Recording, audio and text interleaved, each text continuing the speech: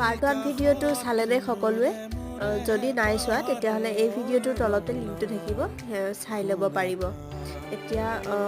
part 1 ভিডিঅ'টোত মই আউটলাইনিংটো কৰি থৈ দিছিলোঁ আৰু এতিয়া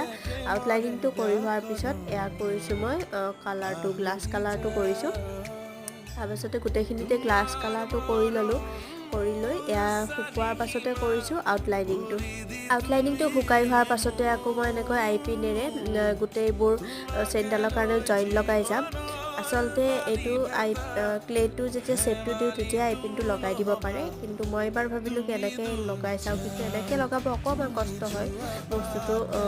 মানে ঘূৰি যায় কিবাকৈ এইকেইটা লগালোঁ আৰু এইখিনি কৰোঁতে মোৰ 15-20 মিনিট সময় ইয়াতেই গুচি গ'ল